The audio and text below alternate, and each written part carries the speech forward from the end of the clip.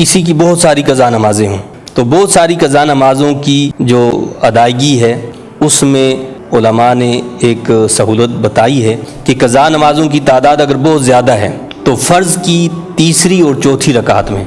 یعنی 2 رکعتیں تو پوری پڑھنی اپنے طریقے سے تو پڑھنی ہے، لیکن فرض کی تیسری اور چوتھی رکعت میں قرات کی جگہ صرف 3 مرتبہ سبحان اللہ پڑھ سکتے ہیں۔ اگر بہت زیادہ نمازیں ہیں تو کیا کریں گے؟ قضا نمازوں کو پڑھتے ہوئے کیا کیا جا سکتا ہے کہ تیسری اور چوتھی رکعت جو فرض کی ہے، مثلا ظہر کی نماز ہے تو پہلی 2 رکعتیں تو پڑھی جائیں گی اپنے طریقے سے، لیکن جو تیسری رکعت میں ہم کھڑے ہوتے ہیں یا چوتھی رکعت میں ہم آ جاتے ہیں تو وہاں قرات کی جگہ صرف 3 مرتبہ سبحان اللہ سبحان اللہ سبحان اللہ کہہ کر رکوع میں جا سکتے ہیں۔ اسی طرح رکوع اور سجود میں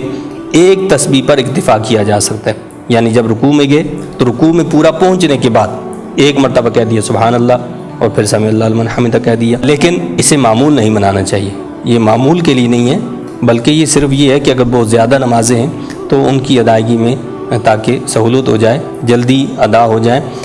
کیا پتہ انسان کی کب موت آ جائے، اس پر جو فرض ہے وہ عائد نہ رہے بلکہ وہ اس کی ادائیگی ہو جائے۔ اسی طرح وطر کی نماز ہے تو وطر کی نماز میں دعائے قنوت کی جگہ پر اللہم اغفر لی کے الفاظ کہے جا سکتے ہیں،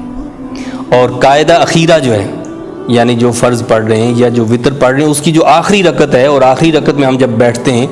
اور اتحیات پڑھتے ہیں تو اتحیات کے بعد جو درود پاک پڑھا جاتا ہے تو وہاں صرف اتنا بھی کہہ سکتے ہیں کہ اللہم صلی علی محمد و آلہ اور سلام پھیر سکتے ہیں۔ تو یہ اس کے اندر ایک قضا نماز کی ادا کرنے کی سہولت ہے، جسے معمول تو ہم نے نہیں بنانا ہے، لیکن یہ بے شمار قضا نمازوں کی ادائیگی کا ایک آسان طریقہ ہے کہ ہم نے قضا نمازوں کو ادا کرنا ہے اور ان کو چھوڑنا نہیں ہے۔